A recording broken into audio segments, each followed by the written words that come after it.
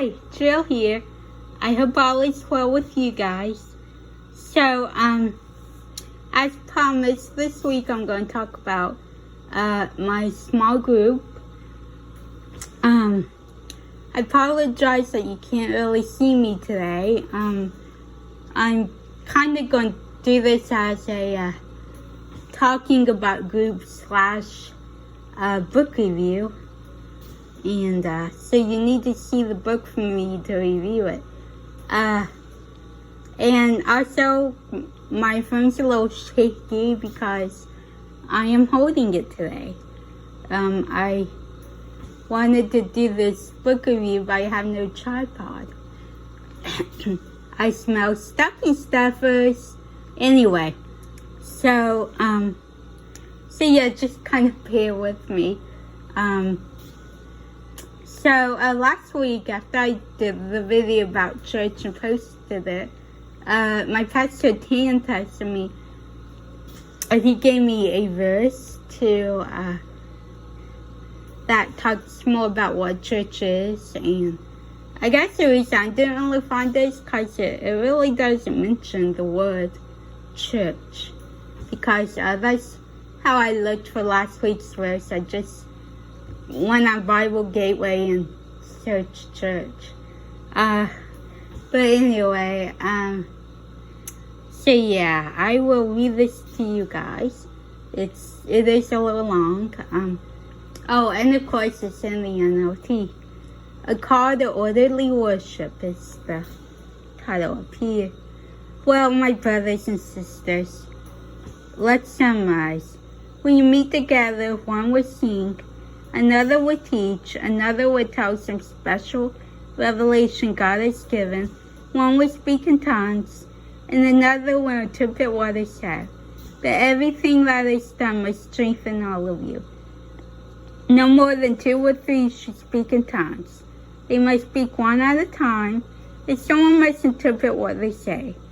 But if no one is present who can interpret, they must be silent in your church meeting and speak in tongues to God privately. Let 2 or 3 people prophesy, and let the others evaluate what is said. But if someone is prophesying and another person receives a revelation from the Lord, the one who is speaking must stop. In this way, all who prophesy will have a turn to speak, one after the other, so that everyone will learn and be encouraged. Remember that people who prophesy are in control of the Spirit and can take turns. For God is not a God of disorder, but of peace, as in all the meanings of God's holy people. So that's it.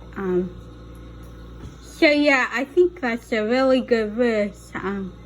If you kind of read Paul's other writings, it's from the Apostle Paul.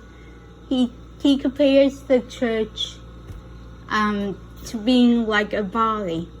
And I'm paraphrasing here, but basically he says that we're like the body. Some of us are like the arms, some of us are like the feet, some of us are like the hands, and of course, the body we're making up is the body of Christ. So yeah, and I think that's also a good definition of the small groups. At least the kind of small groups that, I do. And like I pointed out last week, I am in 2. Well, the Saturday one isn't really small. It's pretty huge. But I'm in 2 groups, and the other one's on Tuesday, and I want to talk about it. And the topic of our study is, let me navigate here. And yes, if you're wondering, this is a Kindle 7 2019. So this is really awkward to try to navigate while holding my phone. So pay with me, please. So, this is the topic of Tuesday group, the Beyond Suffering Bible. Of course, it's our semen here. With struggle, seemingly, God's hope is infinite. Of course, it's NLT. I love this Bible. I'm actually the one that discovered it. At least so far as I know, no one else had. I found this Bible beginning of this year. It was before the quarantine happened, and I texted my pastor, and I'm like, well, hey, this looks really cool. We should, someone should get this to talk about it. So he's like, okay, great. So I got it, and long story short, a couple other people got it. We decided to do a small group with it. To be in that group, you do not need this Bible. But it's got really good studies, and I just love it. I've been reading it on my own as well. So there's the contents, and sorry, I've never done book review on here, so it probably won't be very good. It's from Johnny Erickson Tada. If you don't know who she is, Google her, check her out. This Bible was done by her organization, Johnny and Friends, which is a Christian ministry that specializes in disability ministry. So they do all kinds of cool stuff. One of the things they do is they donate wheelchairs to people in foreign countries. I'm not sure if it's just children or adults too.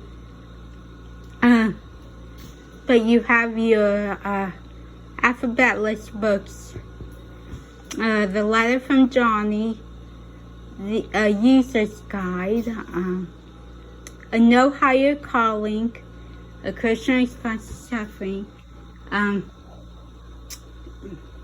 Let's just again talk about ministering specifically to those with disabilities or those suffering. Reading plans. This has got several. Topical guided features. Note the readers. Enter the NLT translation team. Which, let's be honest, does anyone ever read that? Contributors. Several people contributed to this and wrote articles. Article about the Johnny Friends International Disability Center. I haven't checked that one out yet, but I'm sure I will.